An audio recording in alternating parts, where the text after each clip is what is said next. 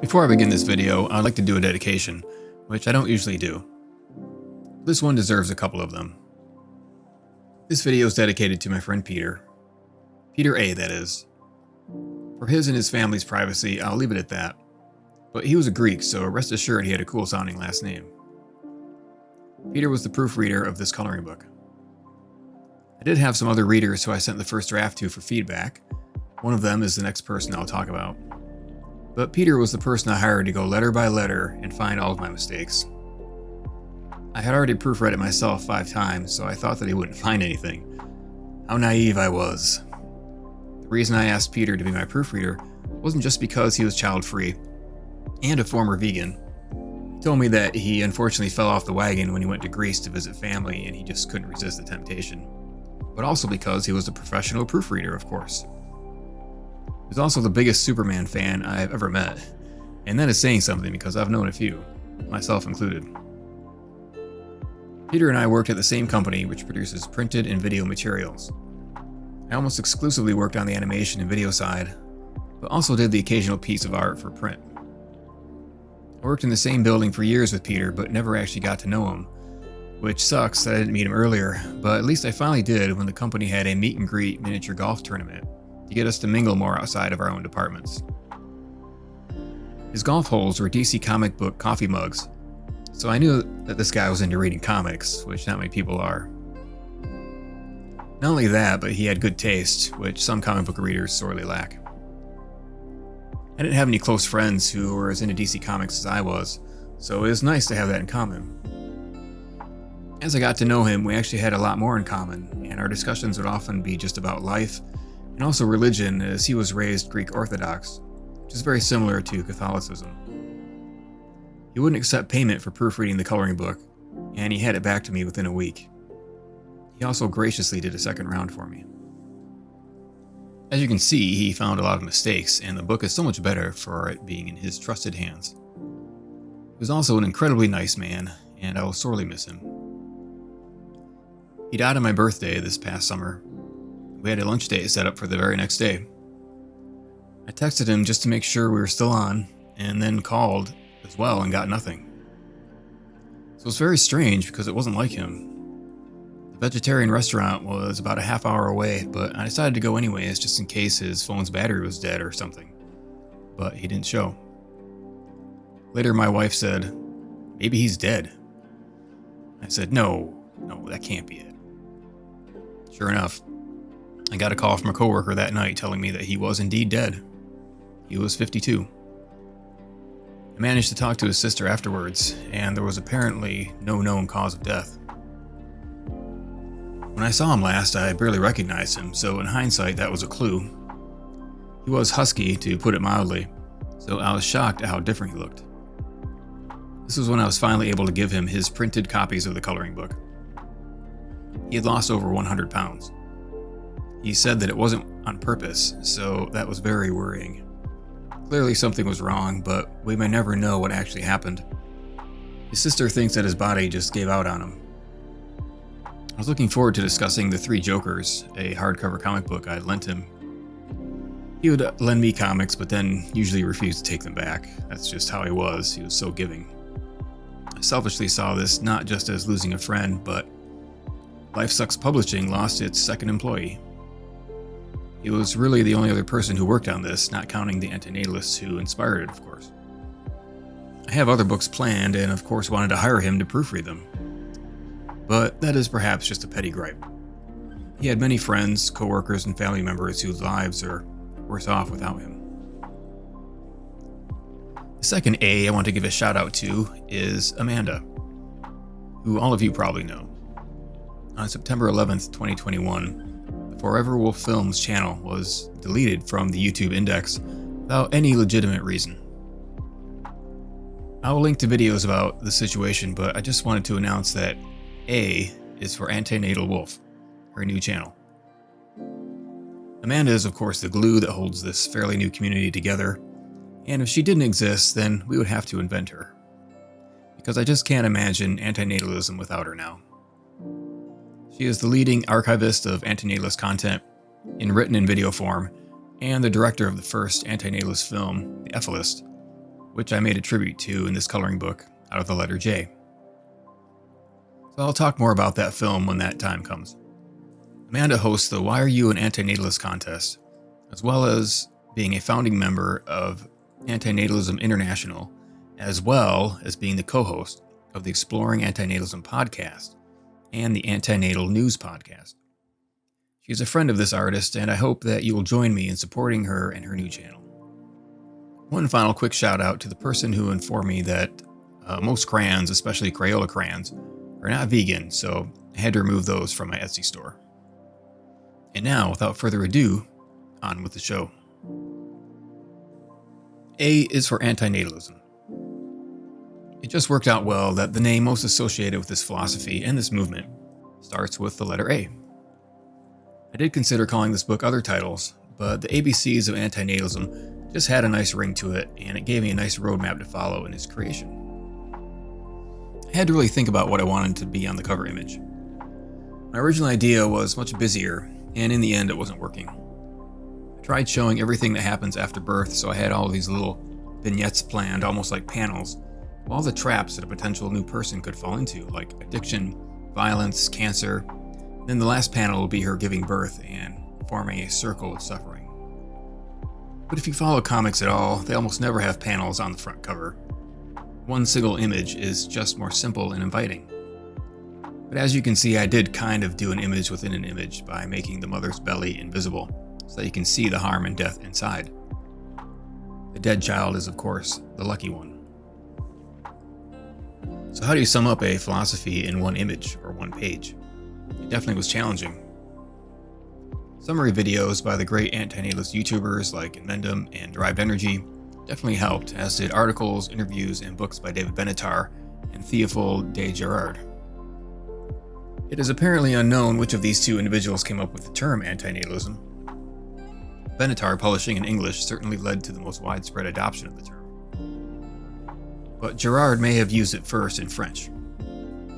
So we tend to use the year 2006, the publication of Benatar's Better Never to Have Been, and Girard's The Art of Guillotining the Procreators, as the beginning of modern antinatalism. Veganism tends to similarly trace the movement's origins to 1944, the year that the Vegan Society was formed by British activist Donald Watson. The idea of procreation being an ethical negative, just like the idea that animal slavery is unethical, goes far back into antiquity. I highly recommend The History of Antinatalism, edited by Katerina Lachmanova. We tend to call this proto-antinatalism. It is also similar to the rise of atheism. There have been non-believers in the history of Western civilization, but they weren't really what we would now call atheists. It's really a more modern concept pioneered by British activist Matthew Turner in the late 18th century. So before Turner, we can call those thinkers proto-atheists. Amanda, in her film The Ethicist, mentions some of the proto-antinatalists, like Arthur Schopenhauer, Peter Wessel-Zapfa, and Emile Chiron. I quote them in this coloring book, except for my personal favorite proto-antinatalist, Schopenhauer. So for the letter S, I already quoted Albert Camus, and I limited myself to one quote per page, if that. Camus is under the letter S for his famous essay, The Myth of Sisyphus. Natalism has always been the dominant cultural normative position. In Western culture, theism and animal enslavement have also been the norm. Chattel slavery was also the norm until fairly recently, 1794 in France, 1807 in Michigan Territory, 1833 in the British Empire, and 1865 for the rest of the United States. Civil rights for minorities are even more recent, so don't be too dismayed that antinatalism is moving too slowly.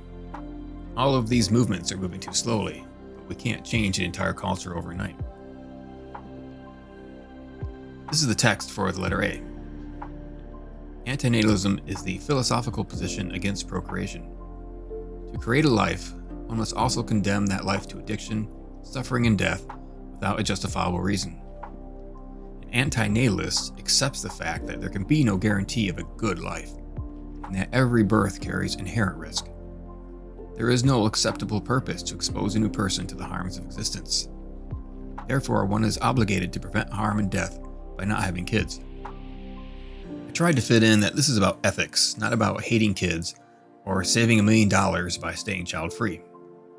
This is about imposing suffering and death on someone against their will for no real logical reason. The difference between someone who is child-free and someone who is anti-natalist is that child-free people are okay with other people imposing life. An anti-natalist is against anyone creating more people. There's a separate page on Benatar's asymmetry and the F-list argument, so I did keep this page anthropocentric, or human-centered. This is about procreation, and as the subtitle of the book says, this is the ethics of procreation from A to Z. This page is mostly anthropocentric, but I do also discuss the welfare of animals in later pages. I also hint at veganism and animal exploitation in the book, but my primary motivation is to stop people from having kids. The anti-natalist position can be reached from many different philosophies and worldviews. I come at it from the utilitarian framework, but you can also reach it from Kantian, Aristotelian, or even Christian belief systems. In fact, you don't even have to know anything about normative ethics to understand that torturing someone without a good reason is wrong. If life is torment, followed by the death penalty, then we can see that imposing it for one's own glory or fun is not logical, and it's obviously harmful. No one should have to suffer for your entertainment. All of us impose harm just by existing, but that isn't an excuse to create a lifetime, what is more likely, multiple lifetimes of additional harm. In the following pages, I will expand upon this in the simplest terms I can think of. I want to say thank you to everyone who has sent me or tagged me in their posts of colored-in pages. This video is free. The book is not, of course, because it's a physical object that costs money and material to produce. Some viewers, most I assume, are not going to buy it. So because of that, I am making the inked drawing available in the description box so that you can color along with me if you choose. The art is without the text though. If you want to read the book, I suggest getting a digital copy at Lulu or a physical copy at Amazon. This will make it easier for you digital colorists to also have it this way. If you have the PDF from Lulu, you can just drag it into Photoshop and it will let you pick which page you want to import. If you produce a colored piece, please tag @LifeSucksPublishing on Instagram or email me at instantvengeance99@gmail. I have to thank Amanda and Inmendham also for promoting and reviewing the book on their channels. I don't think anyone else has done a video review of the book, but if you know of any, please let me know in the comments. And also thanks to everyone who wrote a review on Amazon and Etsy. Amanda's review has been taken off of YouTube by the evil Googleplex, but Inmendham's review is still up, and I'll link to that below. It was a real treat for him to give me a review and share his observations, because he is such an observant person. Regarding this image, he saw exactly what I was going for, and I love it when that happens. Like he noticed that the mother's eyes are closed, which was done on purpose. This is one instance where I liked how the original sketch turned out a little bit better than the final, because I seem to have captured her indecision or second thoughts, like she's pondering it. It also meant to signify that she is blind to the torments of her creations. That can be a drawback to this iterative drawing process I use. Even though the final art is crisp and legible, some of the finer touches in a sketch can get lost. That is why some artists do not start out with small sketches the way I do, and work my way up to a final piece. I'll do a special art tip segment in each of these videos to add a little more value for you. I'll try to place them near the end of the video since I know that most of you are here for the philosophy content. Today's art tip will be on the drawing process.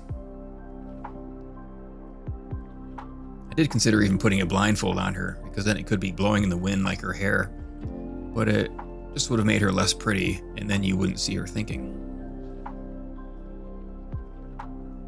The dualism of life and death, including a yin-yang, should be pretty obvious to anyone, but it was nice that Inmendham mentioned it. On the left is life, as represented by the tree and the green grass, and on the right is death, represented by dead leaves and dead grass. In the ancient yin-yang symbol, there are these dots of color of the opposite side in each paisley. The reason for that is because you cannot know night without day. You cannot understand life without death. So I put some death on the life side and some life on the death side. And I made the umbilical cords literally draw out the yin-yang symbol. For what she's wearing, I basically gave her a dress that resembles Supergirl's costume without the cape. As you can see in the coloring process, I was going to go with a pink, yellow, or blue dress, and eventually went with sky blue, or baby blue as it's sometimes called. You can make her dress any color you want. I use Photoshop, but there are free alternatives out there. My version of Photoshop is about 10 years old, and it still works fine for me. Ever since Adobe decided to rent their software, rather than letting people own a copy that you can use for years or decades, I have boycotted them. I'll just use old versions for now. I'm not going to pay a monthly rental fee. In some months I might not even use it, or use it sparingly. It's such a greedy decision. It's basically an extortion business model. If you forget to pay your monthly subscription, you're blocked from using your own software or even opening your own work. This could totally cripple a studio that's on a deadline. Any art creation software that needs a constant internet connection is not very useful. So fuck Adobe. I'll put a list of free Photoshop alternatives in the description box. So for today's art tip, we're going to talk about the drawing process, or what is also called iterative drawing. That's the method I use for this book. Essentially, it's just redrawing the same thing several times. The idea being that each version is better and more professional looking. I started doing this as a standard practice in my 3D work. Every time I save my file, I save a new iteration. I never expect my first render to be my final. I'll start working on that first render and spot problems, and sometimes even write them down so I don't forget them, and then I'll just go down the list and address each one, do another render, and repeat the process a couple more times. For these drawings, I did 4 versions. My initial thumbnail sketch that is about 1 or 2 inches in size. Then I did my first detailed sketch. I was trying to find ways to save time on this project, so I started doing my sketches on a half sheet of printer paper. It definitely went faster at first, but the time I saved in the first sketch was lost in the detailed drawing because then I blew it up and it was so soft and loose that I ended up having to do a lot more work later. So I switched back to making my first drawing on a full sheet of 8.5 by 11 paper. That is the size of the final product anyways, so that worked better. When working on a print illustration, an old trick is to draw it bigger than it will be printed, so that when it gets reduced in size, it will have more detail and look more professional. So I'd blow my art up to 11 by 17 and do my detailed pencils.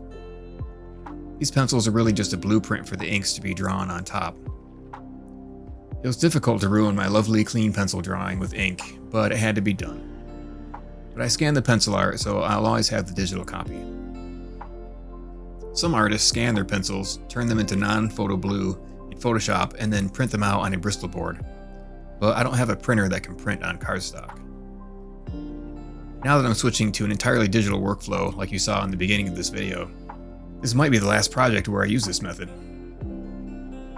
I would recommend a scanner and a printer for this, but you can also just use a Xerox machine and blow your drawings up. And of course, I also used a light box. You can also use the iterative method of drawing digitally. Just make your last drawing your underdrawing and do it over again on top, but with more detail.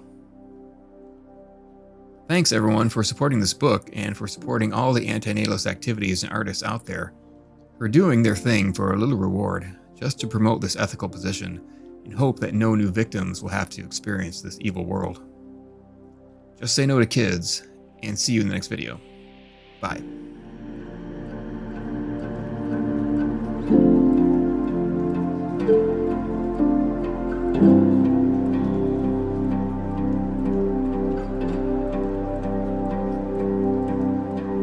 you.